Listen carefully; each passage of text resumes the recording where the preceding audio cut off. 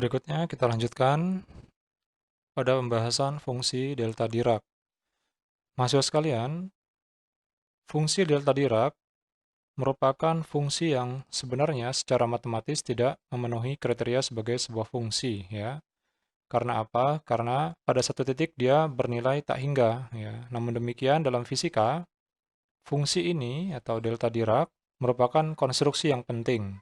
Fungsi delta Dirac dalam satu dimensi biasanya dituliskan dengan delta, ya, x min a. Beberapa karakteristik dalam fungsi delta Dirac yaitu yang pertama adalah delta x min a, yaitu dari 0 sampai tak hingga 0, ya, jika x tidak sama dengan a, tak hingga jika x sama dengan a. Kemudian integral dari minus tak hingga sampai tak hingga dari delta x min a dx itu sama dengan 1.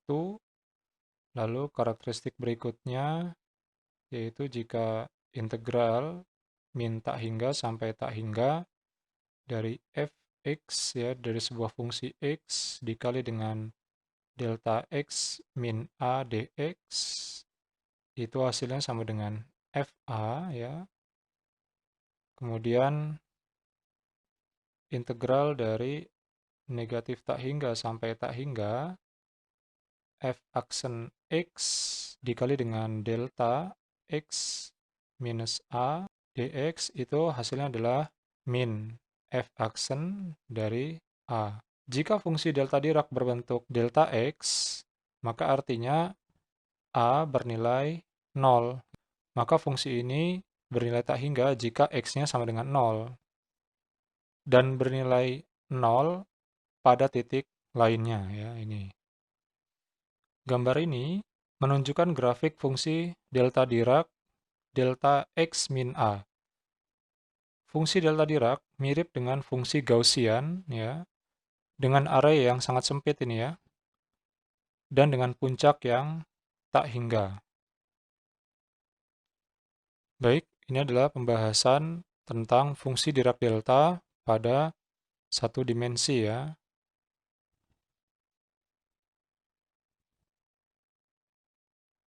Berikutnya, kita akan membahas fungsi delta Dirac pada tiga dimensi. Fungsi Dirac delta dalam tiga dimensi secara umum dituliskan sebagai delta pangkat 3, ya, dalam fungsi R di sini. Ini adalah sama dengan delta X dikali dengan delta Y dikali dengan delta Z. Persamaan 1,96. Seperti yang kita ketahui bahwa R di sini fungsinya adalah XX topi ditambah YY topi dan ditambah ZZ topi. Kemudian, ya, karakteristik dari fungsi delta Dirac tiga dimensi ini, jika kita integralkan, ya, terhadap d tau atau fungsi volumenya, volume integralnya, itu jika kita integralkan delta pangkat 3 dari fungsi vektor R d tau, ini hasilnya akan sama dengan 1, ya. Ini karakteristik berikutnya, yaitu persamaan 1,97. Kemudian, seperti yang sebelumnya telah kita bahas pada fungsi Dirac delta satu dimensi, pada tiga dimensi, fungsi Dirac delta juga memenuhi persamaan berikut ini, yaitu integral fr, ya, dikali dengan delta pangkat 3 r min a d tau, ya, itu sama dengan fa. Ini mirip seperti yang persamaan sebelumnya di Dirac delta atau delta Dirac satu dimensi, ya. Ini persamaan 1,98.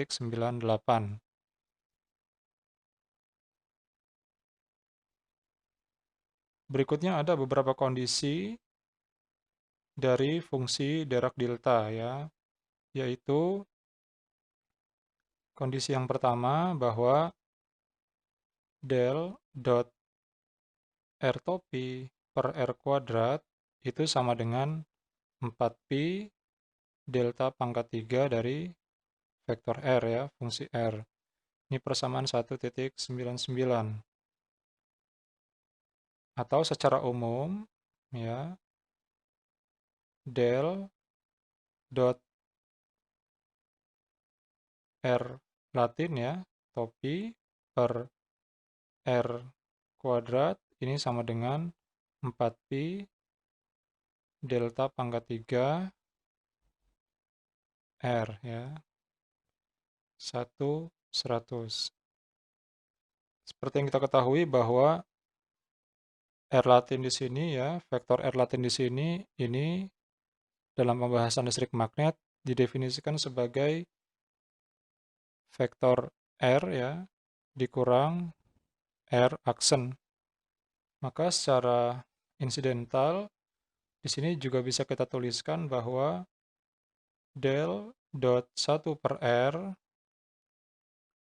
ini adalah sama dengan min ya, R topi per R kuadrat. Ya, ini persamaan 1,101.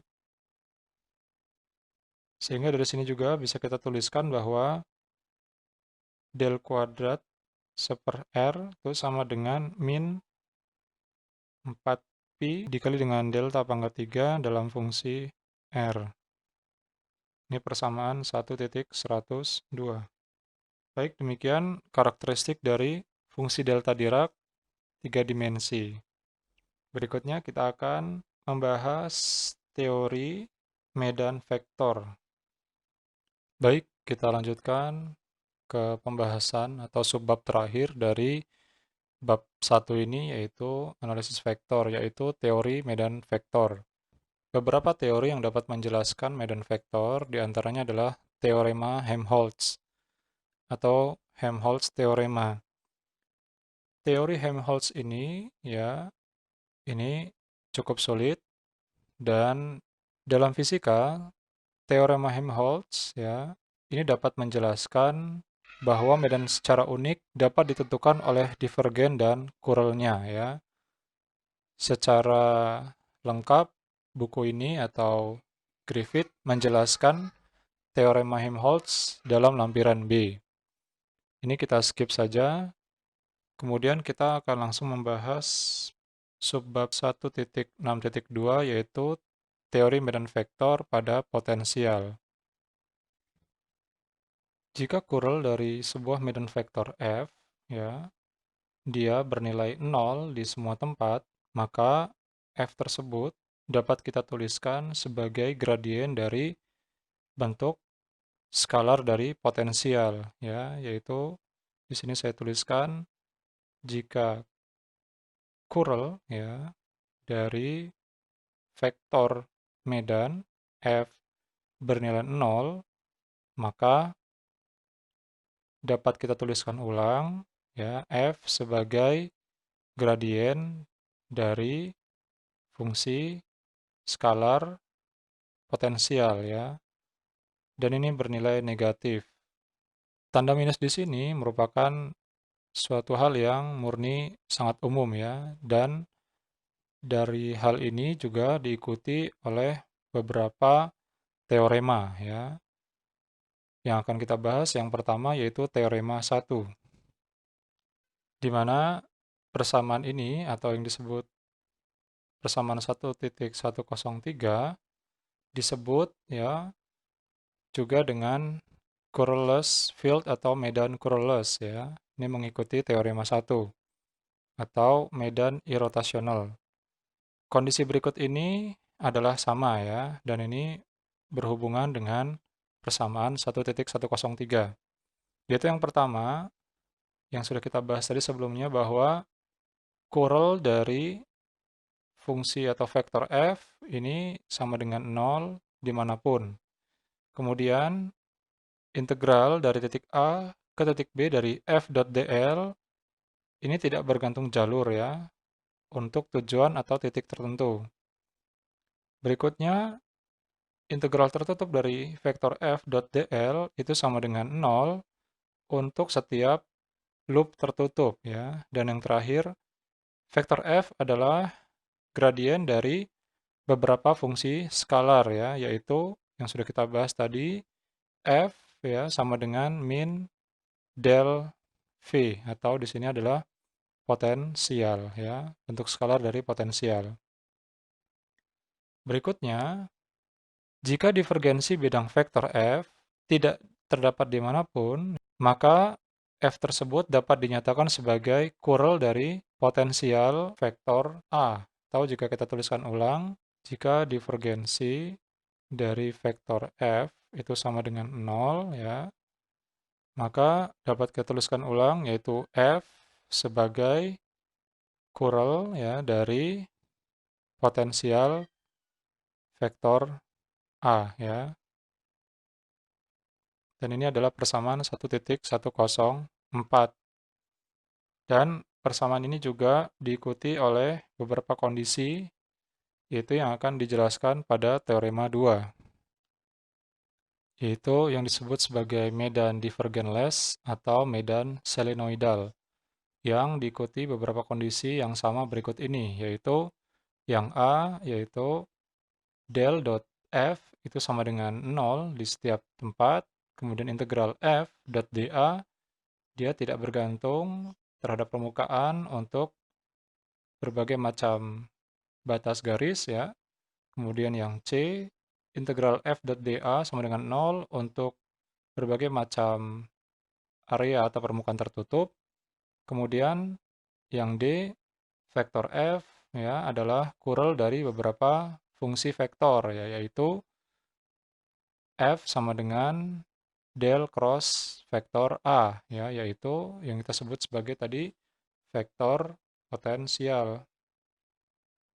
Berikutnya dari beberapa teorema ini ya, dari dua buah teorema ini kita seharusnya ya kita bisa mengkoneksikan dua teorema ini ya. Yang mana dari kasus ini maka kita dapat menuliskan ulang ya f sebagai gradien dari skalar ya ditambah dengan kural dari sebuah vektor, yaitu ya f sama dengan min del v ya ditambah del cross A. Ya, ini adalah persamaan 1.105. Baik, demikian pembahasan kita ya dari bab 1 yaitu analisis vektor. Berikutnya kita akan lanjut ke bab 2, tapi sebelumnya kalian harus menyelesaikan tugas yang telah saya berikan. Demikian, saya akhiri. Assalamualaikum warahmatullahi wabarakatuh.